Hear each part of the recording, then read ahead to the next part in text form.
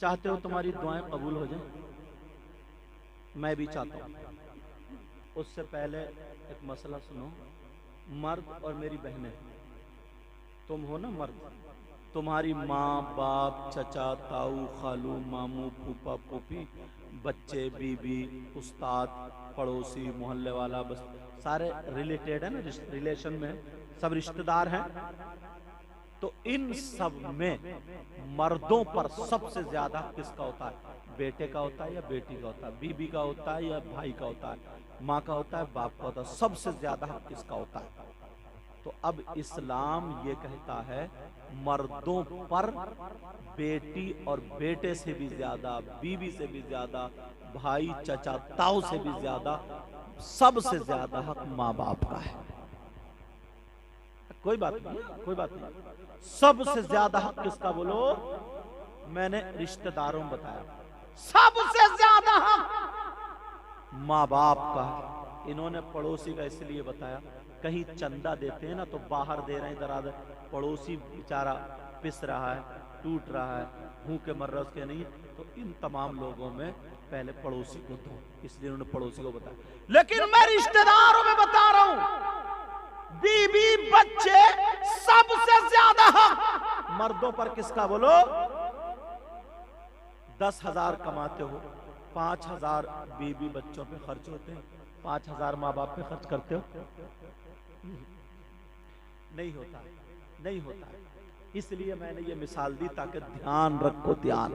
और सुनो, मेरी बहनें, इनके भी तो माँ बाप है, भाई बहन है, रिश्तेदार है, इन पे सबसे ज्यादा किसका है? और तो सबसे ज्यादा उसकी माँ का नहीं, बाप का नहीं, भाई का नहीं, बहन का नहीं, औरतों पर सबसे ज्यादा उसके शौहर का है। सुन ले मेरी बहनें, औरतों पर सबसे ज्यादा किसका बोलो? मगर कहां? कई कई बच्चों की अम्मा हो गई, कहना अब भी मैके वालों को ही मांग रही है। जैसे मैके वाले कह दे बात वैसी चल रही है। पतंग है ये, डोरी है, मैके वालों के हाथ में, फोन कर दिया, ये कर लिया, हो रहा लड़ाई है, इसी वजह से कई कई बच्चों की माँ। मेरी बहन सुन ले, शौहर का सबसे ज्यादा हक है। यहां तक हदीस में आया है औरत को, बीबी को शौहर की इजाजत के बगैर घर से निकलना जायज नहीं, समझे? मगर कहां?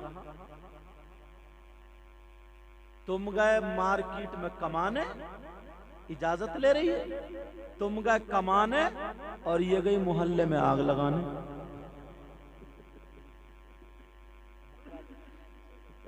मेरी बात थोड़ी हंसी में चल जाती है लेकिन होती सही है, समझे? तुम तो गए कमाने, दिन भर हथौड़ा बजा रहे हो, और इसने लगाई लाली और वो क्रीम पाउडर, ये घूमती फिर रही दुकानों पे, ये कुछ नहीं, पर्स में 10 रुपए नहीं है, चमकता हुआ पर्स होगा बस, चमकता हुआ मुंह होगा बस, और बास डाला हुई हैंडबैग गले में, और घूम। क्यों टांगे तोड़ रही है तू? तुझे कौन सी फिटकार है ये तो बता। 100 रुपए नहीं निकलेंगे पर्स में, मगर वो पहले की थी, अब के तो बहुत मालदार है, पैसे खत्म होती है, 100 की बात करो, शौहर के चुरा लेती है। बास बीबी चुरा लेती है शौहर के, कभी 200 मार दिए तो कभी 300, कभी 400 तो कभी 500, इकट्ठे हो गए जब 4-5 हजार तो मार्केट से लाई, बुध बाजार लगता है, बुध बाजार से लाई। अब पीर की बाजार तो तुम्हारे इधर ही गई, पीर की बाजार या कहीं मार्केट से अच्छा सा सूट लगाए, अब ये सब कपड़े फैला फैला के दिखा रही है कि देखो ये लाई। बोले कहाँ से लाई है? बोली वो मेरे भैया ने दिया, भैया ने। कमाई तुम्हारी और ठप्पा भैया का। अब अंदाजा लगा, पहले की थी कि 100 रुपए नहीं थे, मगर अब की नहीं है कि 100 रुपए नहीं है। बहरहाल मैं इसलिए अपनी बहनों को कह रहा हूं, सबसे ज्यादा करीबी रिश्ता जो होता है बीबी और शौहर में होता है। जो बीबी सर से लेकर के पांव तक पूरा वजूद अपने शौहर के हवाले कर दे, इससे ज्यादा कुर्बत वाला कोई और रिश्ता नहीं। समझ में आ रही बात? शौहर की इजाजत के बगैर घर से कदम निकालना जायज नहीं। अब बात जो मैं आखिरी बता रहा था, तुम चाहते हो कि तुम्हारी दुआएं कबूल हो जाए? चाहते हो नहीं चाहते? और फ्री में तो सभी चालोगे, तुम भी कम थोड़ी हो। उनको तो बेचारी वो सुन रही है चुप के चुप, वो तो बेशक भी नहीं कह सकती, घर जाके पता चलेगा क्या कह सकती है वो। समझ रहे नहीं हजरत? कह रहे हैं जी जी, लग रहा तजर्बा इन्हें भी हो गया। तवज्जो तवज्जो। अगर तुमसे बच पाती है तो मैं इनके कांधे पर रख के छोड़ देता हूं। तुम चाहते दुआएं कबूल, मस्जिद में जाएंगे, इमाम साहब बेचारे थके थके पसीने पसीने, अल्लाहुम्मा रब्बना आतिना फिद दुनिया हसना व फिल आखिरती हसना, ऐ हमारे रब, ऐ हमारे अल्लाह, मेरे मौला, हमें दुनिया में भी कामयाबी अता फरमा, दुनिया की भी भलाई अता फरमा और आखिरत की भी भलाई।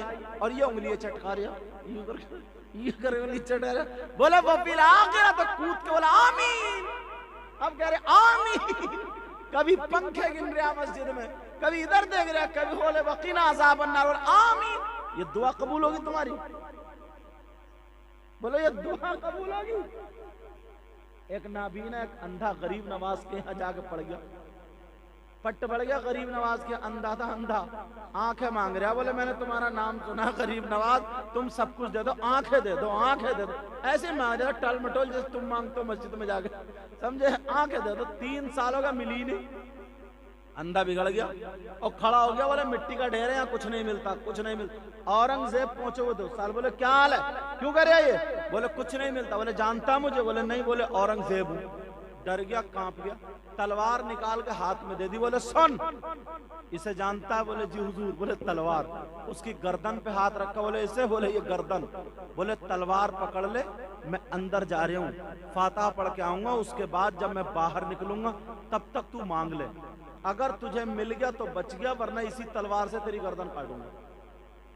अब तो उसकी मत कट गई। अंधा बोला औरंगजेब ही छोड़ेंगे नहीं। जैसे ही औरंगजेब अंदर गए और अंधा मुंह घुमा के गरीब नवाज की तरफ को बोला मरवा दिया ना, अभी तो आंखों की बारी थी, अब तो गर्दन ही कटेगी। और चौखट पे गिर गया, बोले गरीब नवाज बचा लो, बचा लो, 2 ही मिनट के लिए आंखें दे दो। और अंधे ने जब लिपट के और गिड़गिड़ा के मांगा, 3 मिनट नहीं गुजरे, उसकी आंखों में रोशनी आ गई। 3 मिनट नहीं गुजरे, आंखों में रोशनी, और जैसे ही आंखों में रोशनी आई, वो अंदर से बाहर। बोले क्या हाल है? बोले सरकार पहले से 10% ज्यादा। बोले अच्छा। बोले पूछ लो कितनी है? बोले इतनी, कितनी, इतनी। औरंगजेब बोले सुनो, यही दरबार है जहां 3 साल से मांग रहे हो, वही साइल भिखारी है जो 3 साल से मांग रहा है, मगर 3 साल से कुछ नहीं मिला, अब 3 मिनट में मिल गया। इसलिए पहले मांगने का ढंग कुछ और था, अब मांगने का ढंग कुछ और है। अपने ढंग बदलो, सब कुछ मिलता। जब मस्जिद में जाके उंगलियां चटकेंगी और जैसे ही कह रहा फिल आखिरा अज़ाब अन्नार, आमीन, ये मांगना क्या? ये मांगना, ये दुआ क्या? दिल से मांगो, दिल से सब कुछ मिलता है, सब कुछ। अब बताऊं,